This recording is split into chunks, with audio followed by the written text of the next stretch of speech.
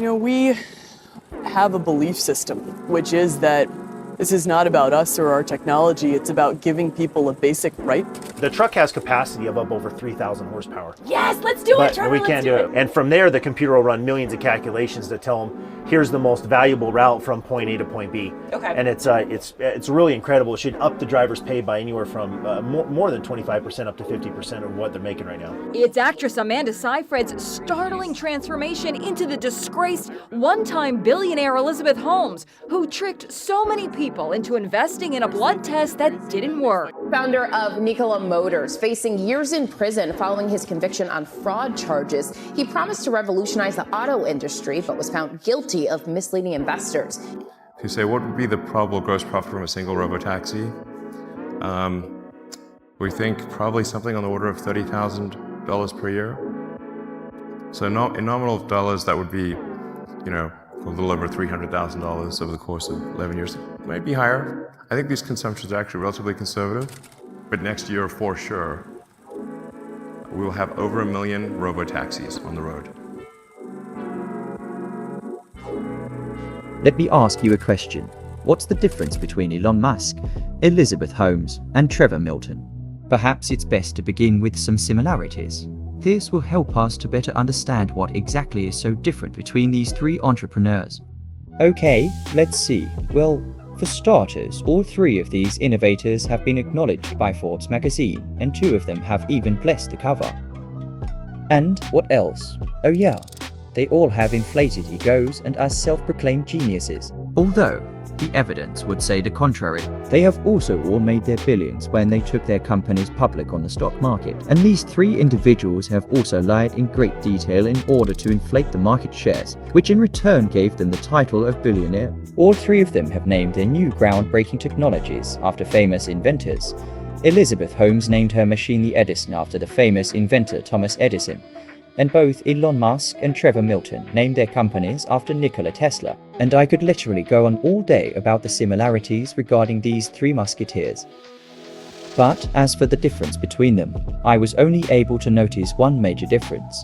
Two of the musketeers happened to be serving time in prison for fraud.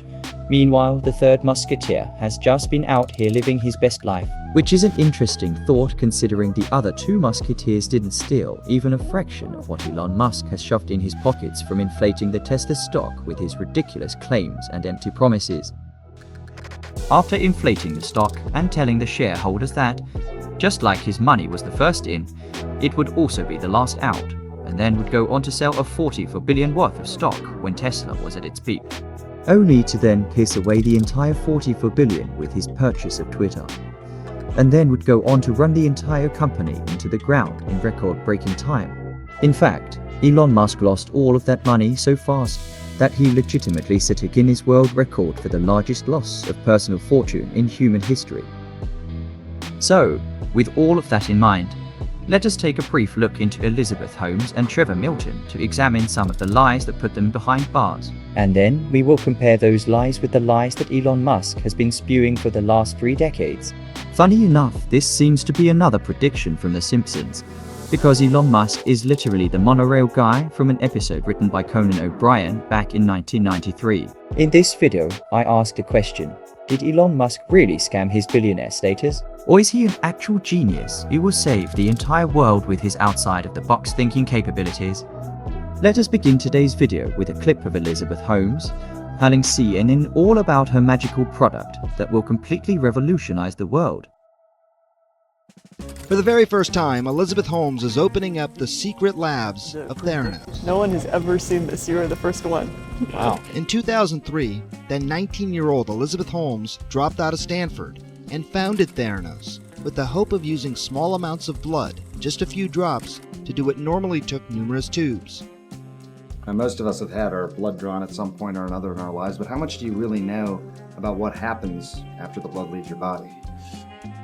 Testing blood may seem like a simple process, but in fact there are numerous steps that can impact the results. For example, the tourniquet. How long is that supposed to be on? Was that alcohol or iodine used to clean my arm? What's the size of the needle? And why are there so many tubes? The anti-clotting medicine is not standardized, nor are the various reagents used to do the testing itself. let alone the machines that finally spit out the results. It is a big, $75 billion industry with thousands of players controlling little pieces of the process. Theranos wants all of it. Okay. What resulted is this black box, a mini lab.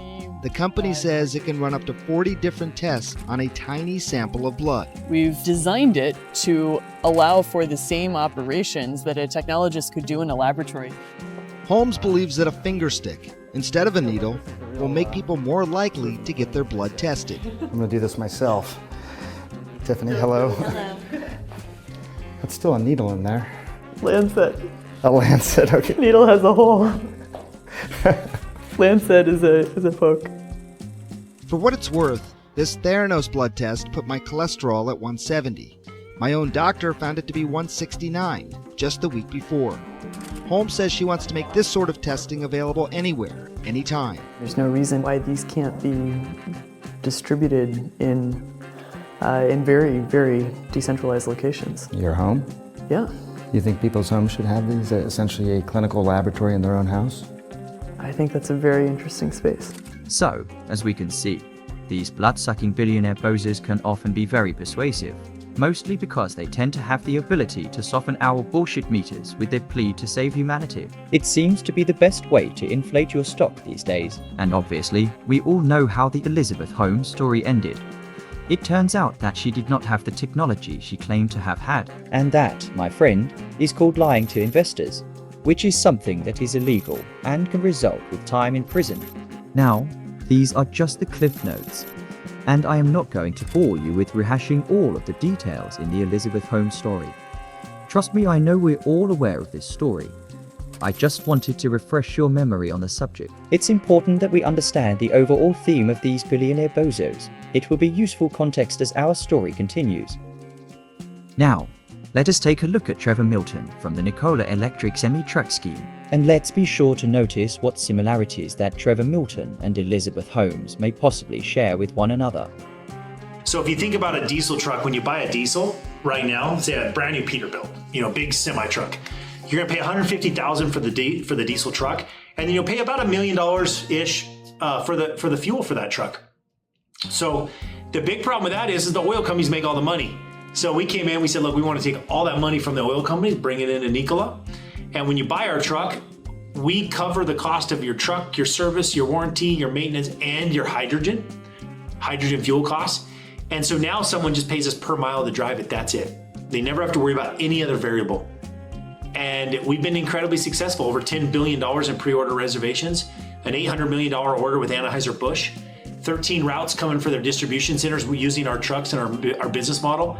And, we've had a wild ride. I mean, we own public and, it's been a wild ride. It's very difficult being public, I'll be honest, very difficult, but we got a lot of great things ahead of us, and that's always fun to see. Yeah, and so this is what makes it a challenging, I think, interview, is because there's so much to talk about here. Why would you jump off the battery train and go on hydrogen? I don't understand.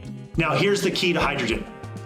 Hydrogen, up until like 2 years ago, until Nikola came along, until we really changed the whole thing, hydrogen would have never worked. It was too expensive. We started at $16 a kilogram, which is like 5 times more than you would with our 3 to 5 times. How far does a kilogram drive a truck? 8 miles. And what would that drive like a normal car? Like 5 times that or 10 times that? No, a normal car, a kilogram will give you like 40 miles. Got it. So a kilogram, $16, 8 miles is $2 a mile. Yeah, crazy. You're going bankrupt. Yeah. So now what we did is we've been able to drive hydrogen down to under $4 a kilogram. We're about $3 a kilogram on hydrogen now. So all of a sudden those economics now make sense. You're cheaper than diesel. You're down below that 30 cent per mile mark on fuel. So now it makes total sense to drive hydrogen. And hydrogen is zero emission. How did you do that? How did you get from 14 to 3? Is there some special sauce there? Yeah, very simple. It's about standardization. So it's like a phone, right? When Apple makes a phone, they'll make 25 million or 100 million of the same thing. Yeah. So in America right now, there's no 2 hydrogen stations that were actually developed on the same platform. They're all engineered from the ground up separately. So it's like your cost is outrageous, and but there's no standardization. So we developed the first ever standard hydrogen station that can be produced in the thousands. And that's the key, is you just drive the cost down. So that takes, if you make 1,000 of these, instead of it costing $50 million, I heard, to make a hydrogen station. Is that about right now? A big one, yeah. So a huge station for semi-trucks, it would be 50. Now we've got it down below 15. Meanwhile, back in reality, he did not even have a working model of this hypothetical truck, and all the talk about the hydrogen was complete and utter nonsense. He had no secret source. It was 100% bullshit, and that would be the most obvious similarity between these two. They are both bullshit artists, and greedy ones at that. They both talk the good talk, but the truth is that they caused a lot of harm to a lot of people, and neither of them had the wherewithal to run a company if it had not been for going public, nor did they have the brains for such a task. Let us take a quick look inside the Nikola Motor Company. The director of hydrogen at Nikola was none other than Trevor's brother, Travis Milton, and prior to joining Nikola, his work consisted of pouring concrete and building a barn as a subcontractor. Trevor had given Travis, along with other family members, Nikola's stock that was worth $110 million. Next up, we have Dale Prowse, who was the head of infrastructure development at the Nikola Motor Company, and he was responsible for building those 700 hydrogen station infrastructures. And prior to Nikola, he was the general manager for a golf club in Idaho. The whole thing was honestly a joke. The Nikola Motor Company hadn't written any papers, and nor did they have any patents on such hydrogen technology. The hydrogen technology that they had was acquired when they bought a battery company named Zapco for $56 million, just to find out that their technology was fake, and that the owner, who was a man named Charles Resnick, was actually just a known conman, and had just scammed NASA a few months prior. But none of this stopped Trevor Milton from claiming that his technology would seemingly change the world overnight. The Nikola Motor Company would go public on June 4, 2020, and they did this by using a technique called a reverse merger. But you see, the funny thing with a reverse merger is that you are not obligated to disclose the intricate details of your company. This is an important detail because this is something that a regular IPO would require. This should have been an obvious red flag for investors, but like I said, his plea to save the planet, all while turning a handsome profit, sounded too good for investors to pass up. Within 1 week of going public, the market value of Nikola surged past that of Ford, over $30 billion. To put things in perspective, Ford sold 5.5 million vehicles in the year 2019, with a revenue of $155 billion and had a market cap of around $28 billion. Nikola, on the other hand, sold nothing. In fact, they did not even have a product that they could sell. But regardless, Nikola was valued at $30 billion, which then made it the world's biggest truck maker without selling or even making a single truck. I'm telling you this information so that we can paint a clear picture of what's actually going on when we hear that some new startup is suddenly worth billions of dollars. Trevor basically did a multi-billion-dollar pump and dump, and literally overnight he became a billionaire. The media would call him the next Elon Musk, which is funny because one can now argue that Elon Musk might very well be on his way to becoming the next Trevor Milton. On September 8, 2020, Nikola Motors announced a $2 billion partnership with General Motors. GM was going to take an 11% stake in the company and manufacture their electric pickup truck, the Nikola Badger. Which begs the question, did General Motors do any research at all before making this multi-billion-dollar deal? It just goes to show you how much these ridiculous claims can actually be worth. Back in November of 2019, Trevor Milton was tweeting up a storm with unrealistic claims and downright lies in order to build up hype for the company. And this right here is a strategy made popular from ex-founder Elon Musk. It's basically a pump and dump starter kit. That very same month in November of 2019, Milton cashed out $17 million and bought the most expensive house in Utah, which was a $33 million mansion on a 2,600-acre ranch. He would then go on to tell the Wall Street Journal that this place was, and I quote, "a sanctuary for my family, friends, and others to enjoy." Trevor Milton, the founder of electric truck company Nikola, is voluntarily stepping down as executive chairman and giving up his board seat. This move comes after short seller Hindenburg Research accused Milton of making false statements about Nikola's technology in order to try and grow and secure partnerships with automakers. Both the Justice Department and the SEC are investigating allegations made by Hindenburg. Nikola says that Milton agreed to relinquish 4.9 million performance-based stock units that had been granted to him back in August. Check out the stock, though. It's down by 29.5% this morning, a decline of about $10. In a tweet, Milton said that he intends to defend himself against false allegations leveled by outside detractors. Now, let's take a look at Elon Musk, and let's see if we can figure out what makes him so different from the rest.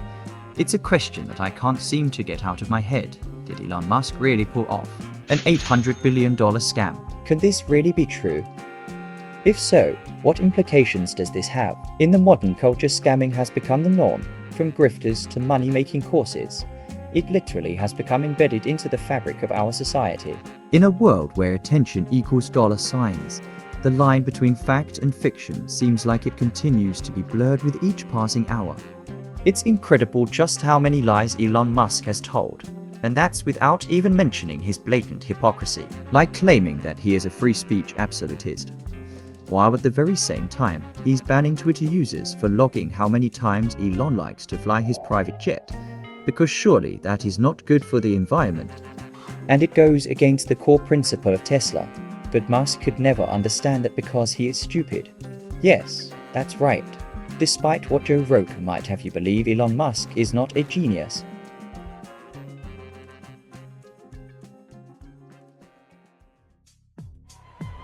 What I can say is we're going to move to just truly massive scale. Scale that no company has ever achieved in the history of humanity. If you buy a Tesla today, I believe you are buying an appreciating asset, not a depreciating asset. This is the worst depreciating car I have ever bought. This car depreciated harder than a 2020 Rolls-Royce Cullinan that I bought. A $500,000 car that's supposed to be the king of depreciation didn't depreciate as much as this Tesla Plaid. And that's in a vacuum tunnel. So it's really just sort of refining the technology necessary for ultra high speed transport from city to city. And yeah, it's kind of fun. We can go faster than the jet, but it's really not that hard. It still sounds pretty complicated, Elon. It's like a tube with an air hockey table. It's really, I swear, it's not that hard. Hyperloop would be where we draw a vacuum on the tunnel, have a pressurized pod, and go very fast. We could tunnel down into the earth and come up underneath them. What? They're expecting a direct attack, but if we tunnel into the earth, we could come up underneath them and surprise them. Oh my God, there goes the genius talking about tunnels. We're going to make bricks out of the dirt from the tunnel and then sell the bricks. The tunnel could actually pay for itself with just bricks. Like, a lot of these things are really quite elementary, but are not done. Name for it, which is called the Hyperloop. The Hyperloop? Hyperloop. It's in LA because I mostly live in LA. That's the reason. It's a terrible place to dig tunnels. This is one of the worst places to dig tunnels because mostly because of the paperwork. Well, that's one way of leveling it. Transporting passengers 40 feet underground at about 30 miles per hour. The system operates like an Uber or a Lyft. It was cut in half to make way for a functioning form of transport. You know, what are they called? A train! Fastest pod wins, and last year a team won at 202 miles an hour. It's a student team building a pod in 9 months. So it shows the tech is very doable. And now, it's not just been cut in half by a railway, but the rest of it's been taken off for scrap. In a lot of ways, it's kind of like a Fitbit in your skull with tiny wires. If they're inserted very carefully, so that the robot actually images the brain and makes sure to avoid any veins or arteries, so that the electrodes can be inserted with no noticeable damage. You sort of think, like, if you stab something with a wire, surely it will bleed, but actually at a really small scale, it does not. We've been hearing all week from people with dreams about what the next era of humanity is going to be. And now, arguably, the biggest visionary of them all, Elon Musk. Most visionaries, though, don't end up sued by the state of California over reports of, quote, rampant racism that have been around for years. According to a 39-page report from 2022, black employees were not only denied promotions and given harsher punishments than others, but black workers and black workers only were forced to scrub the floor on their hands and knees. Tesla's response to these claims has been both poor and dismissive. So let's see. A few other things that are maybe worth mentioning. When there is snow on the road, but if you have platooning feature, you can just follow the car in front. Is your system capable of doing that? So you're just concerned with getting enough data and the tricky data, and the neural network training process actually is quite magical. By the middle of next year, we'll have over 1 million Tesla cars on the road with full self-driving hardware, feature complete, at a reliability level that we would consider that no one needs to pay attention. Meaning you could go to sleep from our standpoint, if you fast forward a year, maybe a year and 3 months, but next year for sure, we will have over 1 million robo-taxis on the road. The problem with the Billionaire Bozo Club is that this is not monopoly. These folks are cashing out actual money and affecting the actual economy for the rest of us. And although they might paint an image of humanitarianism, depicting themselves as the modern-day Robin Hood here to rescue us all from the bore of driving, or whatever other nonsensical dreams they want us to empty our pockets for, the truth is, they grow much like a cancerous cell in the back of our society, oftentimes going undetected until it's far too late. It's like being in your Tesla with the self-driving feature enabled, chilling as you make your way down the freeway until suddenly you see a semi-truck tipped over in front of you. You attempt to take control and apply your foot to the brake, but you get no response. I was hoping that this might have been the place where we would stop and say, you know what, maybe we do not need every single piece of our society to be this big innovative billion-dollar industry. Maybe we can just drive our own cars. And maybe the Billionaire Bozo Club is a dangerous club for not only our economy, but clearly the club is also dangerous for the future of our society. I am afraid that one day, the cloud microphone might be the only microphone that we will be able to hear. It's financially insane to buy anything other than a Tesla. We have talked a lot about the similarities between the three musketeers. Now, let's finally take a look into the differences between the three of them. And the value of the company starts to reflect the utterly delusional promises rather than reality. Then when the stocks are sky high, start selling your stock. You don't have to sell all of it, of course, but hey, if you can convince people it's worth 10 times what it's actually worth, you only have to sell 10% of your stock to make a profit. Musk did a little better than this. Infatuated with every aspect of it. So as soon as I got home, I thought to myself, if I enjoyed the car this much, chances are everyone else will too. So I made an investment back when the stock was trading at now what would be $17 a share. I never really thought much of it, and I just thought it would be cool that if the price of the stock did well, maybe that would be enough to pay for the sales tax on the cars. In November of 2021, near the peak of the market, Elon Musk posted a poll on Twitter asking his followers if he should pay his fair share in taxes by selling 10% of his Tesla holdings. Personally, I felt like this was his way of being able to cash out of the stock during a time where it was trading at unrealistic expectations. And I have a feeling he knew this, and he used the audience to his advantage to pay taxes. In total, throughout the last year, he sold about $40 billion in value from the stock, while investors argue that he's taking money from Tesla to plug the losses of Twitter, which he had no reason buying in the first place. Although this is really only the tip of the iceberg, and the rest is something that not a lot of people are talking about. So a breakdown like this: when Musk founded the company, he put about $70 million in for something like 15% of the company. Let's call it 10 to make our numbers easier. Tesla is currently worth something like $10 to $20 billion if you value it as a car company. So let's call it 20 and say Elon Musk's realistic share of that is about $2 billion, which you could say is actually pretty good. That's like a 10 times return on investment over something like 10 years. Then you get on to the crux of it, which is when Elon Musk has now sold a fraction of those shares for $40 billion. And just so we're clear, this was Elon Musk cashing out of his own company. The one who he tells everyone else is vital for the future of mankind to accelerate the transfer to electrical energy. And the fact that he's cashing out should tell you everything you need to know. We haven't seen a reason yet that he's sold over $7 billion worth of stock over the last couple weeks and months. So, that's on top of the $33 billion that he had done before. Now that money didn't just appear out of nowhere. other people put money into Tesla based on Elon Musk's promises. And I should stress, this is something that Elizabeth Holmes didn't do. And she stressed that she didn't do it because it would show that the promises that you were making to her overvalue your company were being done for financial gain.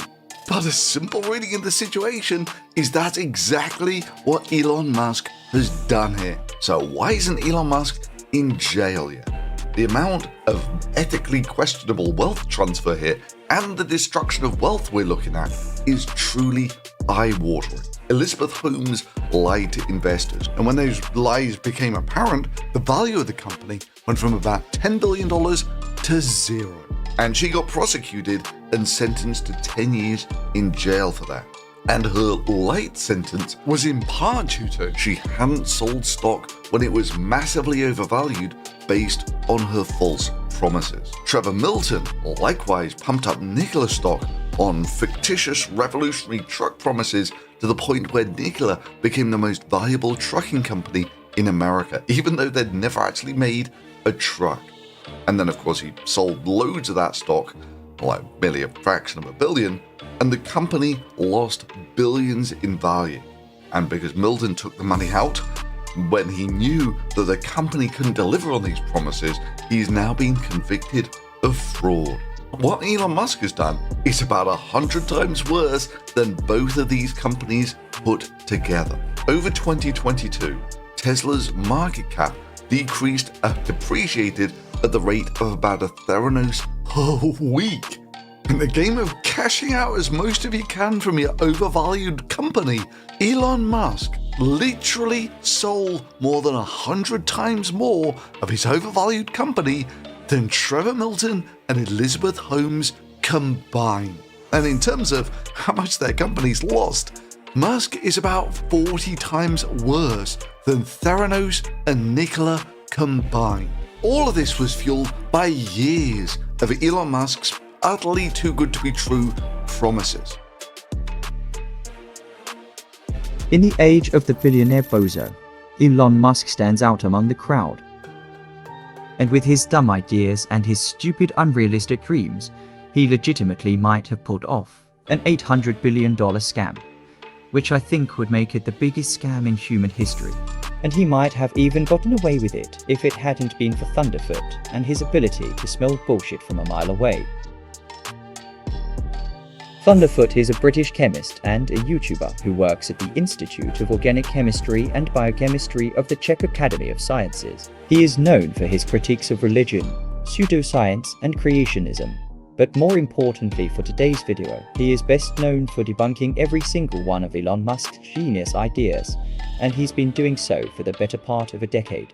While Elon Musk was at his height of being portrayed as the real-life Iron Man and being praised as the modern-day Nikola Tesla, ThunderfOOt could be found lurking in the shadows calling bullshit every step of the way. And that concludes our story for today. Thanks for watching.